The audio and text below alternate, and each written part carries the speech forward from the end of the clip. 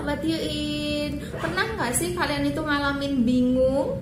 Bingung tentang apa ya? Oke, kita simak.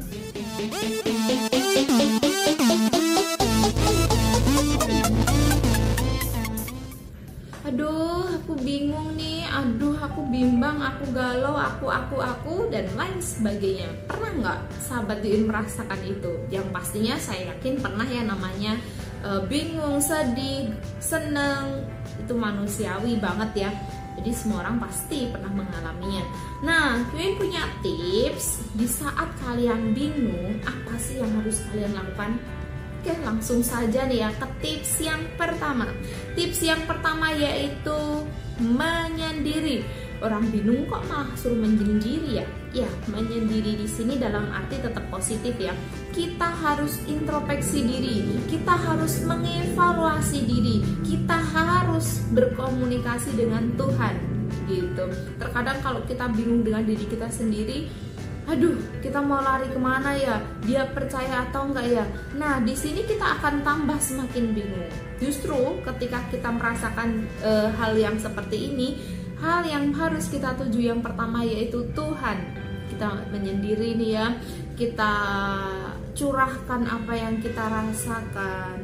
Misalkan kok ingin menangis ya menangislah, ingin mengungkapkan segalanya, ungkapkanlah gitu.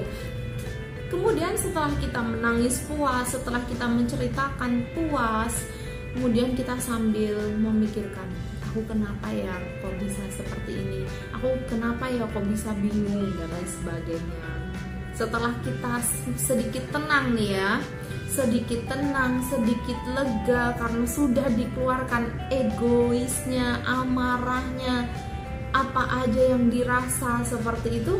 Kemudian kita lanjut ke tips yang kedua. Di saat ada ketenangan yang sedikit itu tadi ya, kita di situ bisa melihat, ini siapa ya yang bisa saya ajak sharing. Nah, di situ pikiran kita sudah mulai jernih. Jadi tidak akan salah orang nih.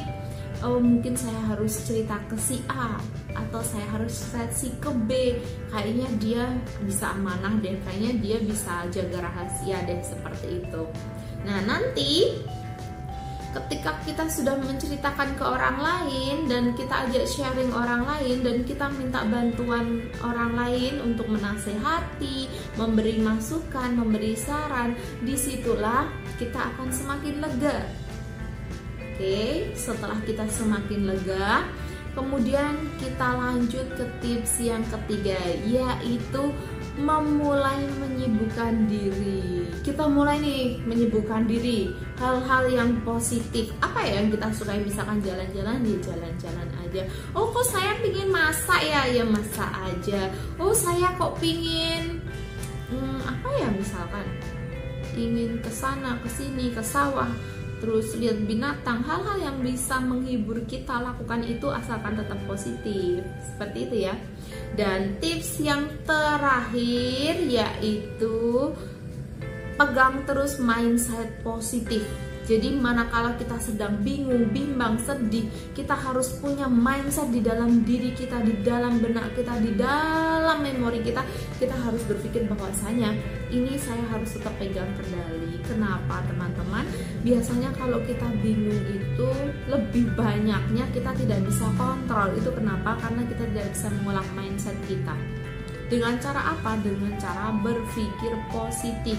Oh, mungkin saya di saat seperti ini untuk menggembleng saya. Di saat seperti ini untuk menambah kedewasaan saya. Di saat seperti ini untuk pembelajaran saya dan lain sebagainya.